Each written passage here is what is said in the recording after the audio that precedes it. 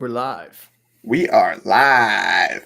Welcome, everybody. Scott here from Peak Prosper. I'm joined with Mike from Peak Prosper as well today. We're super stoked to share with you about the topic of identity shifting, what this is, why it's important, and how to actually shift into a new version of yourself so that you can turn your dreams into a reality. Mike, can you kick us off and just share a little bit about what identity shifting is? Yeah, absolutely. What's up, Scott? And hello, everyone today. And yeah, identity shifting. I think when we hear this, sometimes it can sound a little woo-woo or maybe a little, what's going on here? Simply, identity shifting is shifting into your ideal self, right? The character traits, the personality, the habits, the routines. So if we think about this, we all have dreams and goals in life. And those dreams and goals require us to be a different person. Now, of course, same body. I'm the same Mike Morelli. It's the same Scott Rowley. And it's the same you watching this video right now. But in order to achieve your dreams and goals, you need to change some things about yourself. And the way that we do that is through identity shifting. And we're going to break that down in detail for you today. We're going to break down how you can do it, how we do it, like how this has been something for us where we've been able to scale up to 20K. Nate K was someone who went from, Scott, what was he at? Like 3K all the way up to he's doing 50K a month in his business. Oh, dude, Nate's a really inspiring story. A guy that I worked with a couple of years ago. He was earning like $500 per month, living in his SUV, traveling around the country skiing, and his dog was living with him in his car as well. And he had this dream of building a marketing agency, and now he's running a $250,000 marketing agency, living in his dream town. But he had to shift from who he was, this guy that was just busy doing, to this guy becoming a new version of himself. So, yeah, I recently caught up with Justin, a guy that we've worked with. He was in a job that he hated. He was making 2K a month. And I talked to him yesterday, and within 5 months, he's making 7K. He's on track this month to make 10K at his new job, and a job that he's absolutely loving. And so here's the crux. If you're watching this right now, right? The world tells you that you need some external validation to really step into the man that you're meant to be, right? We wait for our girlfriend to tell us that, hey, Mike, you're amazing. We wait for our boss to say, hey, dude, good job. We wait for the paycheck to come in to say, oh my gosh, now I'm becoming financially free. But the reality is that we can actually choose consciously in this moment to actually step into the person that we want to be. Rather than wait for something to happen, let's do it now. Let's start being that person today and not waiting. I hate waiting. Like, let's take action. So yeah, we're going to break that all down. Scott, do you have any questions before we really get into this?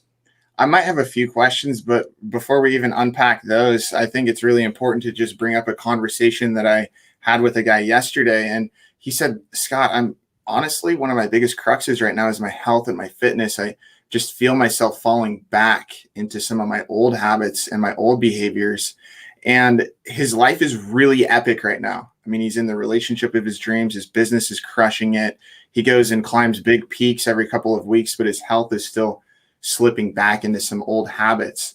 And I think the important message here is that life doesn't have to blow up for us to shift into the person that we're meant to be, for us to maybe hit a little reset and shift back into the habits and the rituals that align with that greatest version of ourselves. So, Mike, I think this is just a story that taps into why it's so important to be conscious of almost these different identities of ourselves. Would you say so?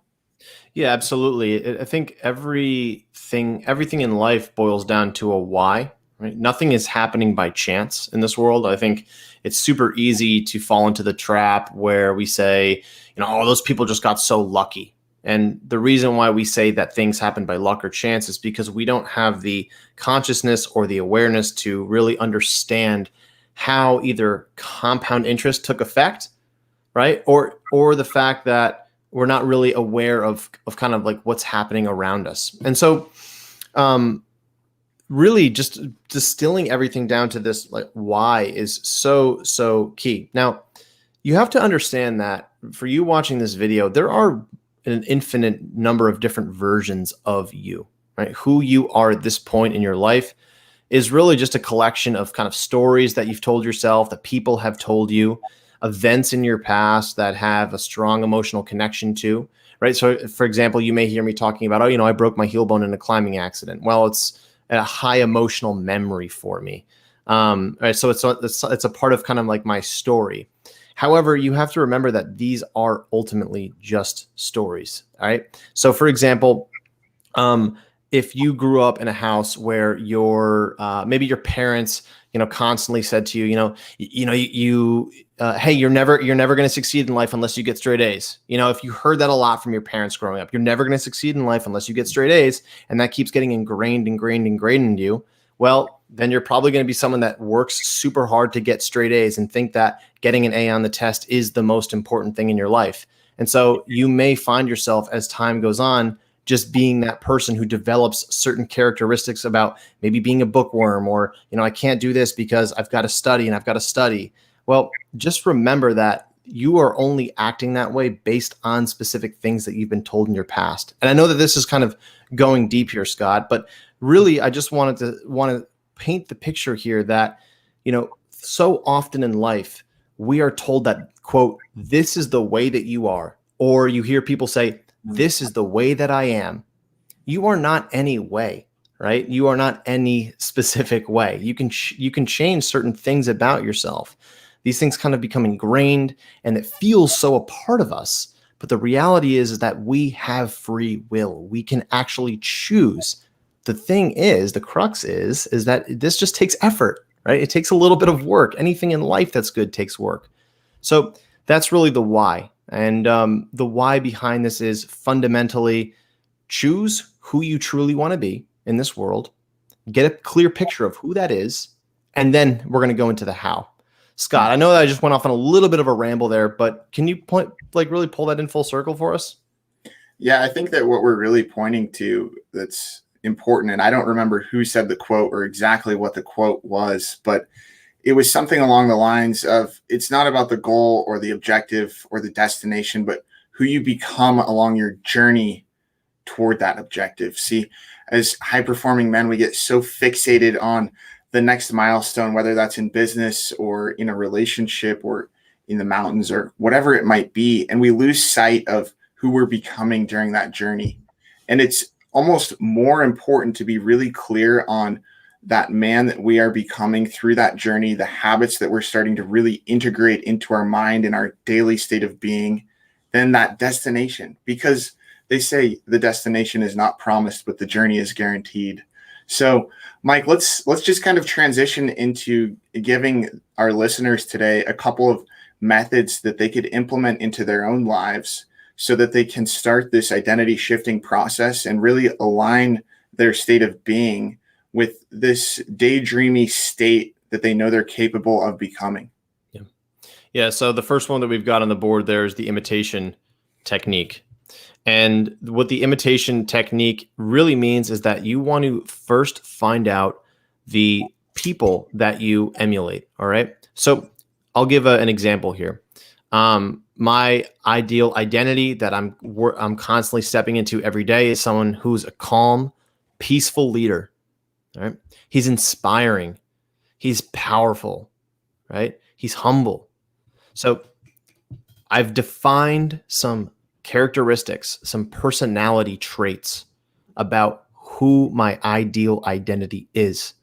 Now, rather than wait, see, most of the world is telling you to wait. They're not saying that directly to you. They're not saying, hey, Scott, wait to be your best self. No, but they're saying that once you get the car, once you get the job, once you get the wife, once you get the house, then you can really feel great about yourself. No. What I'm going to do is that I'm going to define who I want to be, and then I'm going to look at specific people who emulate those characteristics. So for me, it's people like Garrett Gunderson, right? If you're not familiar with him, he wrote the book Killing Sacred Cows. He's actually one of my mentors. I love this guy. I also looked up to someone like Naval Ravikant. All right. I also look up to people like Jesus Christ. And I also look up to people like Tim Ferriss. Right. So once I'm clear about the mentors, right, and I'm saying, okay, here are people that I emulate. They have the characteristics and the personality traits and the values that I love. I'm going to act like they do. So for example, you may hear me on certain, live videos or in some of my writing. I try to emulate Naval a lot, right? So when I'm talking or speaking, I'm trying to speak in the way that he does. No, not the way that he talks, not the sound, but the way that he goes about articulating very clearly. He tries to take his time and only talk about deep concepts, words that matter. If I'm interviewing someone on an expert interview, I'm taking on the characteristics of Tim Ferriss. I'm listening a lot, right? I'm asking deep and specific questions. This is such a powerful, powerful tool. And here's what happens. Once you start imitating these people, right? And some people say, oh, you're faking it. No. Once you start imitating these people and really taking on these characteristics and personality traits, you start to act that way. Difficult at first, like all good things, right? A little bit uncomfortable. But once you start doing it, your mind goes, oh, this is proof. Okay, this is our new way of kind of our new way of being here. Scott, any thoughts maybe that you think people are wondering right now? I just want to add one thing that Jim Rohn said. And Jim Rohn is a really famous, legendary person in the professional development industry. If you haven't checked out his work, I highly suggest it. Jim Rohn says, you're the average of the 5 people that you spend the most time around in all areas of your life, not just in business or health or relationships, but quite literally every single area of your life is affected by the people that you spend time with. This is the power of influence at play. So when we say, or other people say, go find some mentors, they need to be specific people that you actually look up to and aspire to become, not just any one person on the face of the planet. Right. So if you haven't done this already, maybe we'll do another live about how to connect with anyone, because Mike, you've connected with some really high profile, successful, inspiring people in our world. Find some mentors that align with the man that you want to become. They're at least one level up from you. Maybe they're not the Garrett Gundersons or the Tim Ferrisses of the world, but they're performing a little bit higher than you. And then do whatever you can to surround yourself with those people at least 3 to 4 times per month. Yeah, energy is either going to affect you or infect you. And the people that you choose to, right? The people that you choose to spend your time around, you have to own your energy. You have to own your time. You have to own who you surround and put in that tight circle. And I'm at the point now, Scott, I think you could say the same, that I don't let anyone in that circle that is negative or just spreads toxic energy, because we know the way that energy manifests and it's just not worth it. Mike, let's kind of shift gears and talk about the pure method. And I had to write it down. I've been practicing it fairly recently now, but pure, correct me if I'm wrong, Mike, stands for parallel universe reality emulation. I actually am not sure about the name that we learned it from Quasi, but to anyone watching, it's really a visualization technique, and we're going to break it down for you right now. Scott, should we jump into it? Yeah, let's dive right into it. Cool. So once we are clear about, again, the people that we want to emulate, the ideal self, let's call that the ideal self, the 2.0 you watching this right now. Let's say the characteristics are, again, you want to be calm, peaceful, you want to be a leader, and maybe you want to scale your business. Let's just use this to 10K. Maybe you want to be making 10K a month. Now, here's a technique that I do every single day, twice a day, morning and night. And what you want to do is you want to go into a meditation, right? You want to get very quiet. And I always start this off with a bit of breathing, just in and out through my nose, eyes closed, quiet space, phone away, ideally dark room, right? So go in and allow yourself to just get comfortable and quiet. Don't worry about whether you're having thoughts popping in and out of your head. Don't get stressed out with any of that stuff. Just get calm and quiet. And what you want to do in your mind is start to visualize the ideal self. So again, hypothetically here, let's say that you want to be someone who's calm, peaceful, you have a loving relationship, and your business is growing to 10K a month. I want you to visualize that all of that is already accomplished. Right? Whatever that you want, visualize that all of it is already done. Visualize the finished state. Now, this is the most important part here. While you're visualizing the finished product, that all of these desires are fulfilled, right? You're visualizing all the things that you're doing, the way that you're being, interacting, and speaking. You have to attach the emotion that you want to feel. This is the most important part. Your body, your unconscious mind, doesn't know the difference between awake or in a meditation. It doesn't know the difference. So as you're visualizing the finished product here, you can truly do this. You can generate the emotion. Maybe it's happiness, maybe it's joy, maybe it's love, right? Attach these positive emotions to the experience.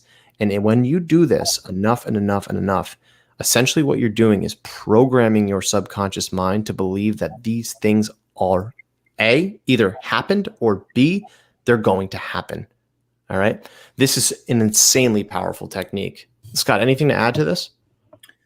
No, I mean, I think you put it quite well and gave those listening today a couple of steps they can implement in their life to start visualizing their future and stepping into becoming that 2.0 version of themselves. Yeah. There is one thing I'd like to add, and that is if you haven't gotten really clear on your vision for the future and your dream and this next chapter of your life that you'd like to create, then definitely take the time to go through the first video in the guides section of our Facebook community here. Yeah. We've given you a 5-step process that we've implemented in our own lives and the lives of all the guys that we work with to help you get crystal clear on your dream, so that when you go into this meditative state through the peer technique that Mike just talked about, you know consciously what it is that you're trying to visualize, and you can attach the emotions to that visualization exercise for your future. So that's all I have today. Mike, would you like to add any final comments? No, that's it. If you want to step into your 2.0 self, if you want to step into your ideal self, let us know in the comments below. Let us know if you guys are liking these videos. And I really want to see some, just responses from people in terms of, are you guys ready to step up? Are you ready to step into your ideal self? And if that's you, comment ideal self below. Other than that, Scott, you nailed it. Gentlemen, always remember it's about clarity. When you're clear about who you are, what you want to achieve in life, and the man that you truly want to be, things can get powerful really fast. So thanks, Scott. Appreciate you, and appreciate you guys watching this. Hope you got a ton of value out of it. Boom. Have a great day. Peace, everybody. Happy days.